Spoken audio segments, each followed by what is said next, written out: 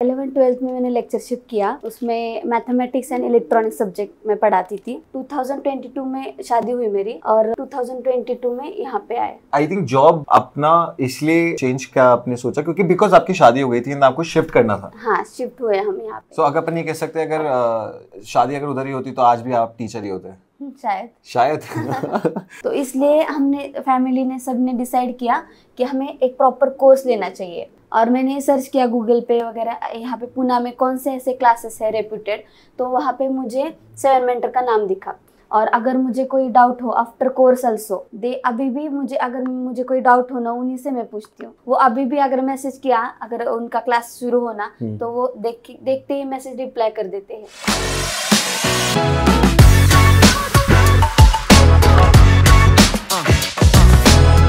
Hello everyone, welcome to 7 Mentor, a place where students' dream job comes into reality.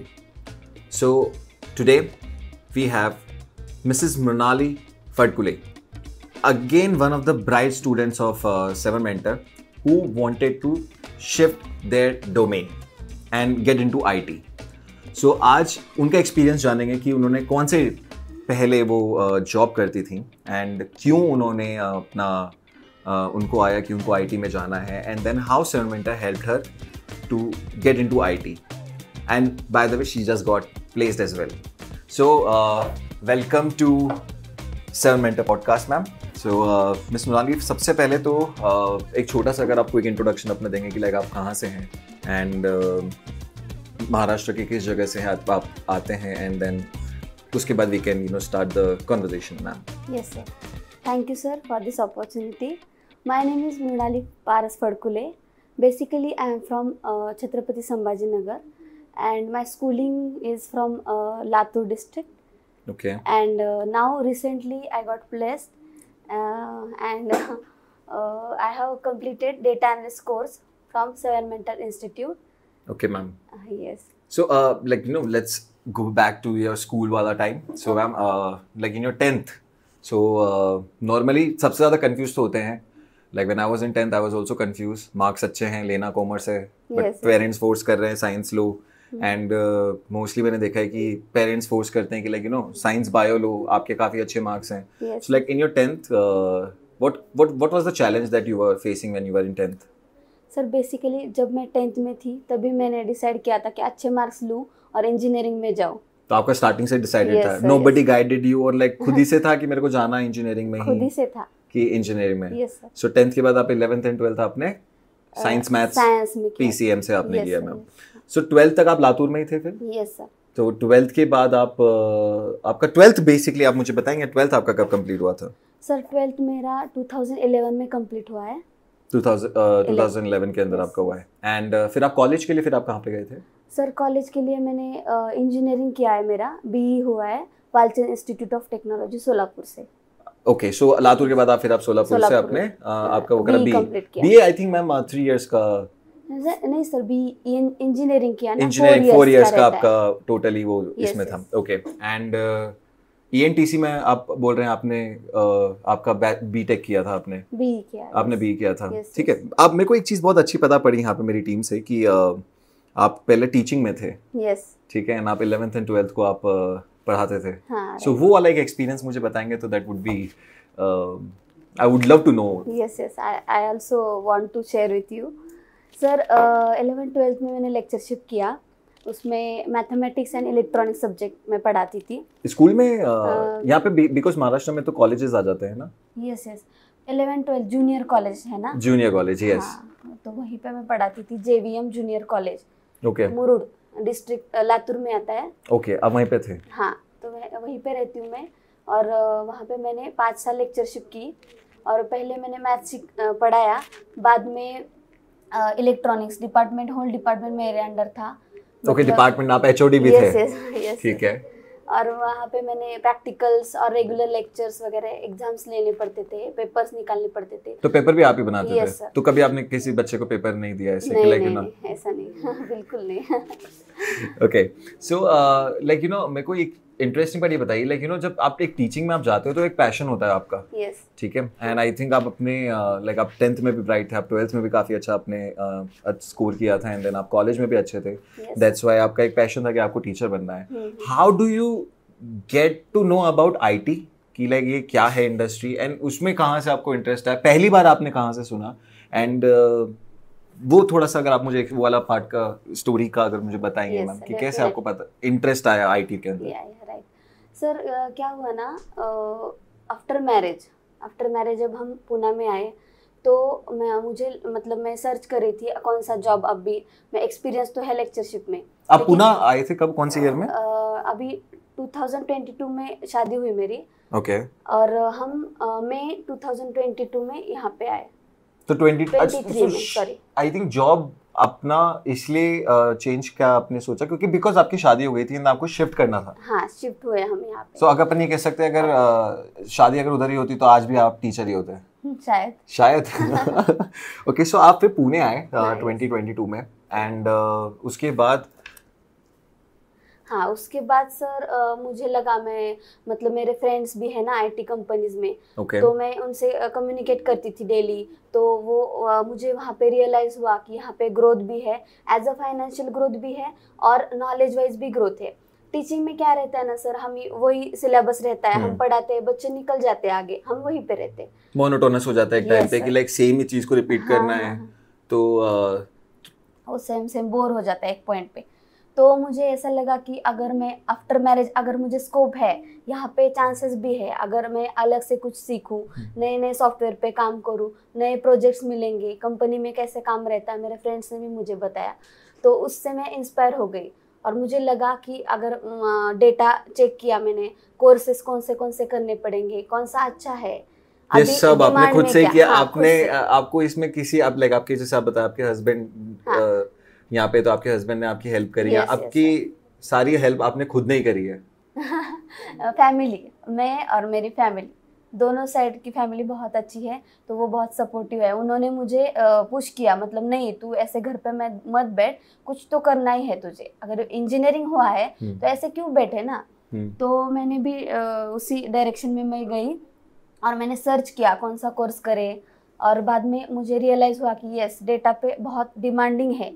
तो मैंने क्या किया, data analyst का search करना शुरू किया, कौन से मॉड्यूल्स लगते हैं, मैं कर सकती हूँ क्या, to become a data analyst मुझे कौन सी स्किल्स होना चाहिए, यस नॉलेज होनी चाहिए, कौन सी स्किल्स में मास्टरी करनी पड़ेगी। ओके सो ये सब आपने खुद से ही, आपने गूगल बाबा से आपको सारी चीजें मिली, ठीक है मैम।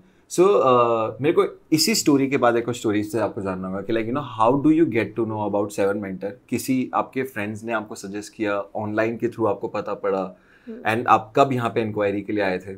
अगर वो मुझे आप बताएं तो प्लीज। Yes sir, sure. जब हमने डिसाइड किया, मैं खुद से एसक्यूएल का प्रैक्टिस कर रही थी, लेकिन मुझे एक पॉइंट पे लगा नहीं, हमें ट्रेनिंग प्रॉपर लेनी चाहिए। ओके, आपने ऑनलाइन करने की ट्राई कर, ओके फेयर इनफ। ऐसे ही वीडियोस देख के मैंने प्रैक्टिस की, और जो प्लेटफॉर्म्स रहते हैं ना, हैकर रैंक, उस पे मैंने सॉल्व भी किया, क्वेरीज वगैरह सॉल्व की, ट्राई किया खुद से, लेकिन एक पॉइंट पे पता चल गया कि हमें डिटेल सिलेबस नहीं मिलता कहीं से, तो हम एक स्ट्रक्चर्ड पूरा इसमें कि कुछ ना कुछ पार्ट मिस हो ही जाता है। ओके, तो इसलिए हमने फैमिली ने सबने डिसाइड किया कि हमें एक प्रॉपर कोर्स लेना चाहिए।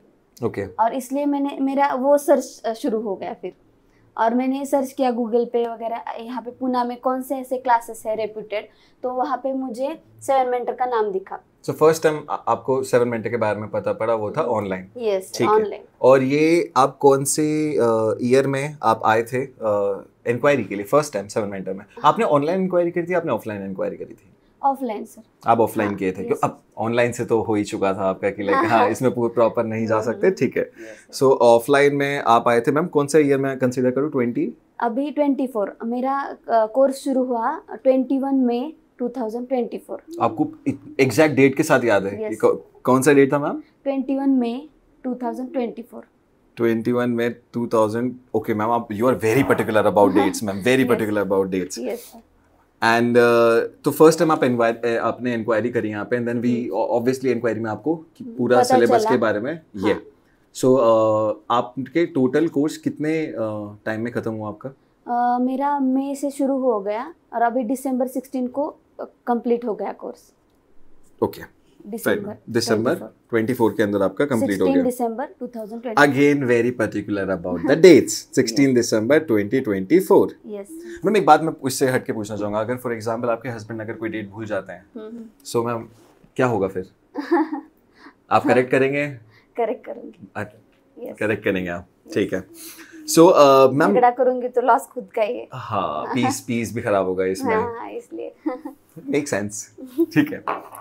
सो मैम इसके बाद मैं सबसे पहले मैं ट्रेनर्स के बारे में भी जानना चाहूँगा, बिकॉज आपने जब इंजीनियरिंग आपने करी उसको लंबा समय हो गया था, ठीक है, एंड देन जब एक बार पढ़ाई छूटती है तो छूट जाती है, Yes. ठीक है, क्योंकि आप बता रहे 2021 में तो आपने कंप्लीट किया था, मैं कंसीडर करूँ 2015 तक आपका बैचलर्स ऑफ इंजीनियरिंग आपकी कंप्लीट हो गई थी। 16 में पास आउट। 16 आपका पास आउट year है, है। ठीक है। तो उसके बाद ऑलमोस्ट 8 years बाद आपने दोबारा स्टार्ट की अपनी ये पढ़ाई वाली journey. How challenging it was? As you mention that families बहुत सपोर्टिव है, सो आई थिंक फैमिलीज का तो रोल अच्छा रहा है, लेकिन क्या चैलेंजेस आपको लगे जो आपने ओवरकम किए? यस सर, स्टार्ट मतलब इतना ब्रेक पड़ गया ना, तो उसमें क्या होता था, लिंक लगने में टाइम लगता था। मतलब हमें एक रूटीन हो जाता है, तो मतलब उस लर्निंग फेज में आने के लिए थोड़ा स्टेप बाय स्टेप मैंने मूव ऑन किया। आज थोड़ा सा पढ़ लूँ, कल थोड़ा सा, सो ऐसा कर करके मुझे इंटरेस्ट बढ़ने लगा। ओके, सो आपने लर्निंग को फन बना ही दिया। yes. तो इस वजह से अगले दिन भी एक्साइटेड रहते थे कि लाइक ऐसे इसमें एक पॉइंट मैंने अभी किया है सीक्वल का, तो इससे आगे क्या होगा, अगर ये क्वेरी रन की, इसमें एरर क्यों आया, तो ये क्यूरियोसिटी बढ़ गई मेरी इसकी वजह से। जिज्ञासा जानने की, लाइक ये क्यों प्रॉब्लम आ रही है, ये क्यों प्रॉब्लम आ रही है, ओके ओके। एंड इन सब में अगर आप मुझे बताएंगे थोड़ा सा अगर ट्रेनर्स के बारे में, कि लाइक आपके ट्रेनर्स कैसे रहे थे, how supportive were they, and जब को आपको कोई भी डाउट्स या फिर कोई भी क्वेरी आपको आती थी तो कैसे, because you no agenda first place में यही था कि ऑनलाइन में पूरा नहीं मिलता है, एंड सेकंड क्वेश्चन आता है कि लाइक अगर ऑफलाइन में ट्रेनर्स हैं, सो ट्रेनर्स आपको कितना हेल्प किया एंड आप कितने उनके पास डाउट्स लेके गए, सो वो थोड़ा सा अगर आप मुझे बताएं तो। यस सर, ट्रेनर्स सूरज काले सर एंड महेश कंकराले सर, ये दोनों ट्रेनर्स थे मुझे, और वो बहुत अच्छे से पढ़ाते थे। लाइक ऑल कंसेप्ट उन्होंने क्लियर हुए मेरे वहाँ पे जाके। और सूरज सर भी वो प्रोजेक्ट्स वगैरह भी लेते थे, दोनों भी। और अगर मुझे कोई डाउट हो आफ्टर कोर्स ऑल्सो, दे अभी भी मुझे अगर मुझे कोई डाउट हो ना, उन्हीं से मैं पूछती हूँ। एंड हाउ सपोर्टिव आते हैं? अभी वो जवाब देते हैं या फिर वो ये बोलते हैं कि लाइक अब हो गया, अब आप प्लेस भी हो गए हो, अब हमको डिस्टर्ब मत करो? नहीं नहीं सर, बिल्कुल नहीं। वो अभी भी अगर मैसेज किया, अगर उनका क्लास शुरू होना, तो वो देखते ही मैसेज रिप्लाई कर देते हैं, क्योंकि उन्हें भी पता है कि ये क्वेरीज पूछते हैं और हम सेटिस्फाइड आंसर भी देते हैं, तो उन्हें पता है ये डिजर्विंग है और हार्ड वर्किंग है, तो वो मतलब उनका सपोर्ट बहुत रहा मुझे। आपको क्या लगता है, अगर मैं आपसे क्वेश्चन पूछूं कि लाइक यू नो बहुत सारे बच्चों के दिमाग में आता है क्वेश्चन कि लाइक यू नो करना चाहिए नहीं करना चाहिए, और अभी करूँ तो क्या करूँ, लाइक अभी जैसे आप इंजीनियरिंग में हो, अगर आप मेरे को ये बताएं, why data analyst, why not developer, why not data science, because data analyst का अपर वर्जन है डेटा साइंटिस्ट, ठीक है। आई थिंक अगर आप अपग्रेड करोगे तो आप उसी में आप अपग्रेड करोगे अपने आप को। तो मेरे को बताइए, why not software testing, why not web developer, why not networking का कोई चीज़ करना, व्हाई नॉट डेवऑप्स, ये सब छोड़ के आपने डेटा एनालिस्ट पे ही क्यों करा? क्योंकि क्वेश्चंस तो इतना है ना कि लूं या नहीं लूं, अगर मैंने लिया क्या पता ये कल के दिन इसकी डिमांड ही खत्म हो गई, नोबडी नोस फ्यूचर, पहली बात तो। बट सेम टाइम पे व्हाई डेटा एनालिस्ट, लाइक कि अभी मुझे यही करना है, मेरे को बाकी की कोई चीज़ें नहीं करनी है। अगर वो आप मुझे बताएं, क्योंकि इससे पता है क्या होगा, मेरी जो ऑडियंस देख रही है ना, एटलीस्ट वो लोगों को भी पता होगा कि अगर कंफ्यूजन है तो उस कंफ्यूजन को किस तरीके से करना है, बिकॉज आपने ये अगर चूज किया तो आपने 100 चीजें तो एनालाइज करी होगी सबसे पहले। सो वो आप अगर कोई टिप्स अगर आप बताएं तो that would be really helpful कि आपको किस चीज ने हेल्प करी। यस सर, क्या है ना सर, अगर हम बहुत फील्ड से यहाँ पे डेवलपमेंट की फील्ड है, टेस्टिंग, सॉफ्टवेयर टेस्टिंग की है, लेकिन डेटा एनालिस्ट क्यों चूज करे, और कौन से लोग कर सकते हैं, वो भी क्वेश्चन है। तो मुझे बहुत टाइप्स के क्वेश्चंस माइंड में आते थे कि मैं नेक्स्ट स्टेप क्या लूँ। तो मैंने क्या किया, सर्च किया अलग अलग डोमेन्स के लोग, मतलब काम क्या रहता है कंपनी में। ओके। तो ये जो डेटा एनालिस्ट फील्ड है ना, ये एंडलेस है, मतलब यहाँ पे ग्रोथ ही ग्रोथ है। अगर हम बोले तो कंपनी में डेटा पे ही काम चलता है सभी। करेक्ट। डेटा आना, data mining, data cleaning, then all the terms, data modelling, ये ऑल टर्म्स लगे रहते हैं, मतलब एंडलेस है, यहाँ पे कोई ब्रेक नहीं है। तो मुझे लगा कि इसमें नॉलेज की भी ग्रोथ है और फाइनेंशियली भी ग्रोथ है इसमें। yes. तो दोनों, मतलब आपके दो फैक्टर्स थे कि नॉलेज ऐसा नहीं होना चाहिए कि लाइक एक जगह पे आने के बाद अगेन मोनोटोनस होने लग जाए। हाँ. ठीक है। एंड एक जगह पे आके कि इसकी ग्रोथ ही नहीं बढ़ रही कि लाइक अब पैकेज एक जगह पे आ गया, अब इसके ऊपर मैं जा ही नहीं पा रही हूँ, 40 lakhs हो गया, 30 lakhs हो गया, इसके ऊपर ग्रोथ नहीं है। बट इधर भी आपका फैक्टर मनी वाइज भी है कि एंड आपका नॉलेज वाइज भी है। तो ये दो फैक्टर आपके थे जो दोनों फैक्टर टेक हुए, उसके टर्म्स पे आपने बेसिकली ये वाली चीज किया sir. Okay ma'am. End of the topic है मैम, लाइक यू नो बहुत सारी चीजें एक होती है ना, जैसे आप जब जिस क्लास में आप पढ़ाई करते हैं तो उस जगह पे एक जगह होती है आपकी, आप उसी जगह पे जाके बैठेंगे, ठीक है, आप उसी जगह पे जाके पढ़ाई करेंगे, ठीक है। अगर जगह चेंज हुई तो उस दिन थोड़ा सा माइंड इधर उधर हो जाता है मैम। सो आप अपना आपका फीडबैक क्या रहेगा मैम क्लासरूम्स को लेके, बिकॉज आप एज यू मेंशन ऑनलाइन तो नहीं, ऑफलाइन तो आई एम गेसिंग आपकी 90% अबाउट अटेंडेंस थी। यस सर, 95 बोल सकते हैं। 95 रेगुलर ऑफलाइन किया मैंने, क्योंकि ऑनलाइन और ऑफलाइन में बहुत फर्क रहता है। अगर डायरेक्ट हम ट्रेनर को देखते हैं, उनके एक्सप्रेशन, उनका बताने का तरीका, वो सब हम लिंक हो जाता है, हमें करेक्ट मैम, इंटरेक्शन बढ़ जाता है।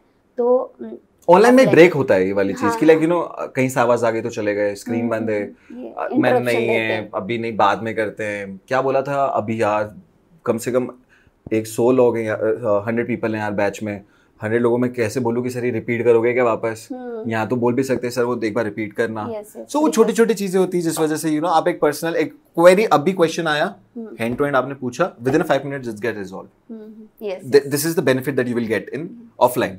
सो क्लासरूम के बारे में आप बताइए मैम, क्लासरूम कैसी रही आपकी? क्लासरूम बहुत अच्छी रही, मतलब एक जगह तो फिक्स रहती थी, क्योंकि टाइमिंग से पहले ही 5 मिनट में आ जाती थी, 5-10 मिनट, और वो फर्स्ट या तो सेकंड बेंच फिक्स रहता था।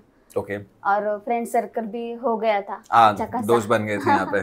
तो हमारी टीम ही हो गई थी वहाँ पे 10 लोगों की, 8-10 लोगों की। तो एंड बैच तो हो गया था, अभी सर्कल भी बनी गया है।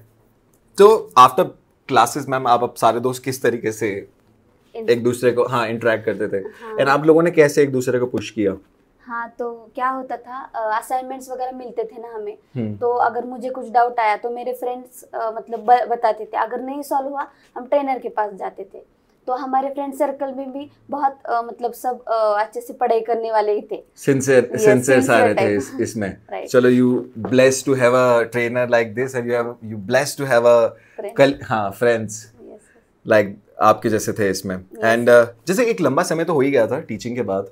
सो अगर मैं बात करूँ आपकी इंटरव्यू प्रिपरेशन की, बिकॉज अगेन नॉलेज पूरी है, लेकिन अगर उस नॉलेज को अपन इंटरव्यू में बता नहीं पाए तो भी बहुत बड़ी प्रॉब्लम हो जाती है। कभी कभी कम्युनिकेशन की वजह से, यार लोकेश टेक्निकली काफी स्ट्रांग था, लेकिन यार वो एक्सप्लेन ही नहीं कर पा रहा था। अब बात ये, जब मैंने स्टूडेंट से पूछी, सर वो तो बहुत सिंपल सा असाइनमेंट दिया था, मेरे को तो आता था सर ये वाली चीज, बट मैं बोल नहीं पाया, नर्वस हो जाना। सो 6 साल बाद आपको ये वाली चीज में प्रॉब्लम हुई?